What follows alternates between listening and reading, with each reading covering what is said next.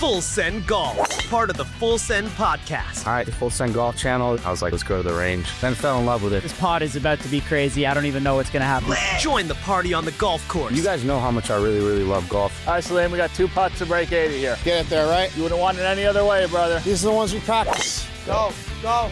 Oh, let's go. Let's go! 80s book. Yeah, even though it's from the Reds. It's just like a boys scrap. Full Send Golf. Follow and listen on your favorite platform. This Jocks 94.5 podcast is brought to you by Millennium Satellite and Video. Log on to msbnow.com. TV excellence everywhere. That's Millennium. McElroy and Cubelic in the morning starts now. 9:19 here on McElroy and Cubelic in the morning. Damien and John with you. Call back tomorrow. Greg out the rest of the week. Hopefully everybody is safe, but has an enjoyable weekend. I know it's the holidays, 4th of July. America turning 250. Man, it's been a long time, baby. It's been a long time in this country. Hopefully everybody has a great time and also be weather aware, man. This is going to be hot these next few days. But let's go to the state of Georgia. Let's talk to our buddy Radi Nabulsi about the Georgia Bulldogs. And we had a conversation in our prior segment, Radi, and we were discussing, has Georgia reached this point of quote unquote flying under the radar, even at the national championship conversation? They have, and it's simply because, they win 2 in a row and then they go undefeated for the regular season in year 3, if you will, and then lose to the SEC championship game. And then they're out. Then the next 2 years, they don't really make it past the knockout round, if you will, for the first round of the playoffs.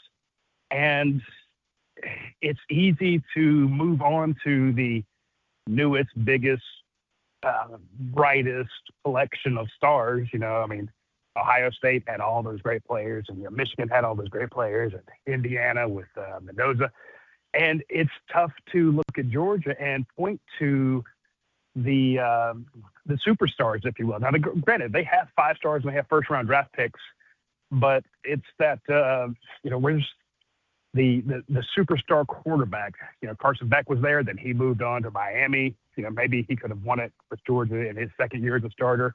But there's not that wide receiver that's going in the first round. There's not that running back who's, just beating everybody. There's a lot going on there. So, when it comes to what they're doing in the roster, they're getting great defensive guys, great offensive linemen, tight ends, of course. But, without Brock Bowers and Ladd McConkey and some of those guys who are just those big offensive juggernauts, it's easy to, kind of look at Georgia and just, like you say, move on, pass by them, not put them into the discussion. But what are they doing? They've won 2 SEC titles back-to-back, even though they had less talent. And, if you look, to me, when I look at the rosters, I like to see I don't do 1 to 85 or 1 to 105. I'm like, who are your top 44? Give me your first and second team defense, first and second team offense, and what do you have? And when you look at Georgia that way, you see they don't lose many games. But do they have enough to make it through the playoffs, to make it through the SEC? They're not as loaded as they used to be. They can't do it with the transfer portal, the way the NIL has kind of forced parity on everybody. So you can't have those Alabama and Georgia rosters that won so many SEC games and so many national titles. You had guys like Broderick Jones and Marius Mims, 2 first-round offensive tackles, sitting on the bench because there were other guys ahead of them. You can't stack, as Coach Donnan always says, you can't stack the talent like cordwood the way they used to. So therefore, it's I don't want to say Georgia's not as relevant as they used to be, because if you're going to win the SEC, you still have to go through Athens. But to win the national title, it's just harder for them. So have people – how do people view Kirby Smart now? Do they view him differently because he hasn't seemed to have success in January lately, at least over the past few years?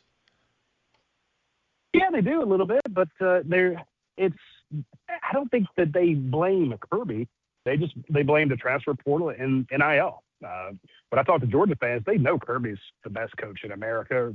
And granted, it's their coach, it's their guy. That's what they're going to say. But objectively, if you look around the country, And, you look at On3, you look at ESPN, you look at Sporting, whoever, when someone starts making a list of who are the best coaches out there, well, they start with, well, who's won it all? Well, Kirby's won 2. And when he didn't win the last 2, he won 2 SEC titles. So no one in the Georgia fan base is looking at Kirby going, he's lost his edge. He just doesn't have it. They look at that 1-44. There's not. Georgia had 5 defensive players taken in the first round a few years ago. 5 in one round. It's just mind-boggling. And so that's what they're looking at. They're like, well, he doesn't have the same teams that he did. And they're not going to blame Kirby for that. They're going to blame the situations. And it's fair. It's really fair. That's he doesn't have the same Kirby is the greatest recruiter I've ever seen, hands down. He showed it at Alabama. He showed it at Georgia. Recruiting now is a lot harder. So what they're looking at Kirby differently, how they're looking at it differently is like, Kirby, how are you going to adjust in this new landscape? And you don't see him going to the portal like some of these other teams and loading up with the top talent. He spends his money on retention. And I'm here to tell folks right now, the team that he has returned to Athens this year is going to be a lot better than last year's team. And last year's team won a lot of games and won an SEC title. He's going to have a ridiculous offensive line, a much better defense, a better secondary. There's some holes they had last year. He has retained the player he needs, added a few more, and he is adjusting to the new landscape. Here with Radi Nabulsi, who covers the Georgia Bulldogs. So, and speaking of returning talent, starts with the quarterback position and Gunnar Stockton. I have a two-parter. One, why do I feel as though going into 2026 that Gunnar Stockton is vastly underappreciated? And 2, do you think in season's end we're going to be talking about Gunnar Stockton being one of the best Georgia quarterbacks to come through in recent years? Well, I want to touch on something that I just left off when you're asking about Kirby Smart. When people, are they looking at Kirby Smart differently? The only real criticism of Kirby Smart is that he keeps Mike Bobo around. And a lot of people are not big Mike Bobo fans. The reason I bring up Mike Bobo is because it's in relation to the question about Gunnar Stockton. Mike Bobo gets a ton of grief, as does Gunnar Stockton. They're both very underappreciated. And, Mike Bobo was the only Broyles Award nominee last year on offense. They had 5 finalists. There's 4 of them were defensive guys. There's only 1 offensive guy. That's Mike Bobo. So that lets you know. And, again, I'm not defending Mike Bobo. Me and him, we don't always get along. But just the unfounded criticism, I'm like, the rest of the nation thinks he's the best assistant offensive coach in America, the rest of the other coaches. So that says something about him. It's the same with Gunnar Stockton, which, a lot of the fans are like, well, he just doesn't have it. He can't throw over the middle. He's not Mendoza. He's not electric. He's not Chambliss. I'm like, yeah, but he's also 7th in the Heisman voting. This is a guy who had 3,000 yards last year, 28, 95, 25 passing touchdowns, 10 rushing touchdowns. I'm like, when you watch Kirby Smart win titles, who is he doing that with? Stetson Bennett, who had numbers like that, who was such a danger with his legs when plays broke down. Gunnar Stockton, in his first game, when he came in to beat Texas in the SEC championship game, got knocked out on the goal line, but held on to a football. Give me a guy that will hold on to the football unconscious, So I'm just saying, this time next year, we will very much be talking about a new respect for Gunnar Stockton. And again, year 1 to year 2, it's completely different for a starting quarterback. Going into year 2, that everything slows down. He's got better weapons around him. He's going to have a really good receiving core. He's got a great offensive line. And to be fair, the schedule's a lot easier this year than it was last year. So I think we're going to have a lot more respect for Gunnar Stockton. What's the best unit on this Georgia football team? Oh, that's tough. That is really tough. They have 5 tight ends who can play anywhere. And I think 5, not just 2, not just 3, not 4. You got 5 guys that will start anywhere. You're going to see a freshman tight end, Aiden Prothro, line up in the slot. They're not even going to bring him in as a tight end. He's going to be a slot wide receiver. He's 6'4", 200 pounds. Just a matchup nightmare. And while he's out there, line up in the slot, then of course they can always switch to, hey, we're in 13 personnel, but what are you going to do? So it's the tight ends are really good. Backs with Nate Frazier, Chauncey Bowens at 1-2 punch. Then they added Dowdell a guy who usually gets 500-600 yards for whatever team he's playing for. The running backs are good, but it's going to be the offensive line. The offensive line with, Juan Gaston, Ernest Green, Drew Bobo will be healthy. That offensive line is going to look like Kirby Smart football because they're going to match. They're going to be able to run the football. They're going to be able to get third and short, fourth and short. They're going to be able to push people around, bully football, and that kind of anaconda wrap around you, cut off all your oxygen type football. Oh yeah, we're second, familiar. third, fourth quarters. That's going to make a return. He hasn't had that. They've gone for it on third and short. They've gone for it on fourth and short, and they didn't get it the last 2 years, and they still won a bunch of games. So now imagine them having that offense. And here's the thing: they lost a first-round draft pick in Roe Freeland on the offensive line, and I'm like an idiot standing here saying the offensive line is going to be better, but it is. It's just top to bottom. That offensive front is going to really move people around, and that's if they can stay healthy. Georgia had every offensive lineman last year get hurt for it, so I'm not trying to count my chickens before they hatch, but if they can stay healthy, that offensive line will be ridiculous. And so we get you out with this one, Roddy. We appreciate your time. I'm going to ask you straight up. Like you said, at 100% health, is Georgia still conference championship contender, national championship contender? Is it solidified no matter what? When all said and done, a championship, whether conference or national championship, is going through Athens. Oh, no question in my mind. And that's not just because I've covered it for 30 years, because I didn't think so. I mean, I've stood up, in front of the same people and said, hey, Georgia's not going to be very good this year.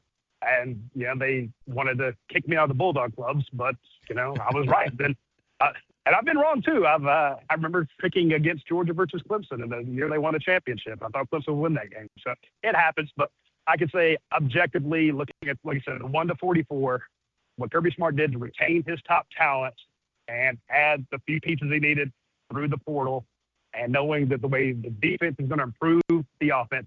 Georgia never got a short field last year, it felt. They were awful in turnovers, god awful in sacks. They've addressed maybe the sack issue. They should be better in turnovers because they were one of the worst in the league last year in turnovers.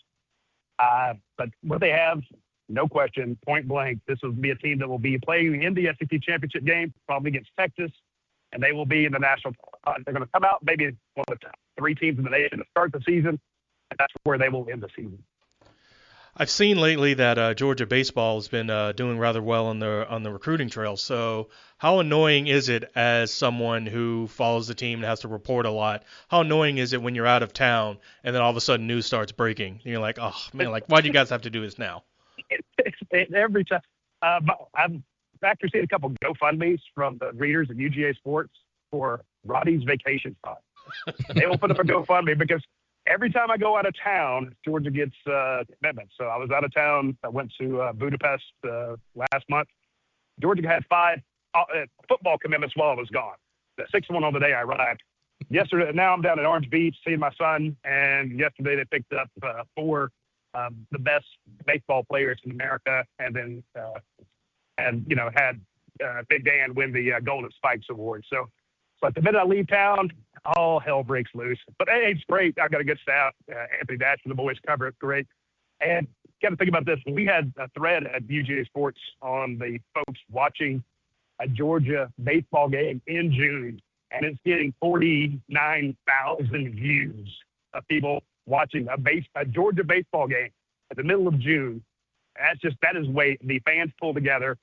And having, you guys know how much fun SEC baseball is, and national baseball and college baseball. And Georgia's adding these great pitchers and hitters and first basemen and catchers. It's the best news. I don't mind if I got to get off the beach and go back to the hotel and edit a story. That's the best job in the world, man. So I'm happy. Man, Roddy, we appreciate you hopping on. Cole and Greg are out. We appreciate you hopping on, hopping in with the second string today. Yeah, no problem. Sorry about all the sounds in the background. The hotel I'm at's having a fire alarm. So. Oh man, hey, safe travels and enjoy yourself, man. We appreciate the time. Fun stuff, guys. Y'all take care. You too, man. That's Radi Nabulsi. Covers the Georgia Bulldogs at UGA Sports on the Higginbotham Hotline. You deserve solutions that are built for you. Higginbotham is your one-source solution for insurance, financial, and HR services. Hey, Roddy said, yeah, it's going through Athens. I don't care what you got going on. He said that they're going to be in the top 3.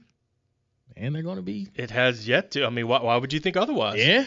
Hey, he got me believing. Like, hey, wait a minute, man. I'm sorry, Gunner. Like, although you said right now you didn't have them in, so yeah, right now I'm like, whew, okay. Let me go back and check and see. Doubt the king if you must. Right? Is this your king? You pulling up Ole Miss, pulling up Alabama, pulling up Texas. Like, this your king? Man, shout out to Radi Nabulsi talking about the Georgia Bulldogs. We'll break down some more and get to your text message, your calls on the other side, 205-834-9450. Keep it locked right here on Mac and Cube in the morning. Go inside Jocks 94.5 on Jocks TV. Morning Jocks, Mac and Cube, three-man front video simulcasts are presented by Bill Smith Buick GMC and Game Day Men's Health. Watch on the Jocks mobile app and YouTube by searching Jocks 94.5 TV.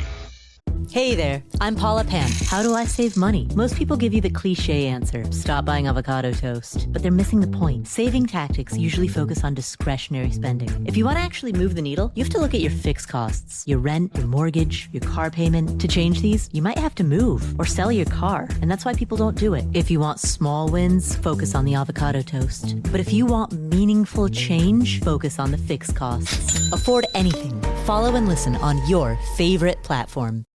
One Night with Steiny. One Night with Steiny. Shout out, full send now. Hey, bro, what's your name, bro? Steiny, what the hell? We've been sitting here for like an hour together. I don't know your name. What's your name, bro? Steiny. I can't guarantee anything. All I can guarantee is that you're going to be entertained. I'm a professional. I'm here to interview. So the whole interview, you didn't ask me what I like better, Burger King or McDonald's. All right, and we are going to wrap up on that note. Thank you, Steve, so much. That was amazing. Burger King. One Night with Steiny. One Night with Steiny, baby. What's up? One Night with Steiny. Follow and listen on your favorite platform.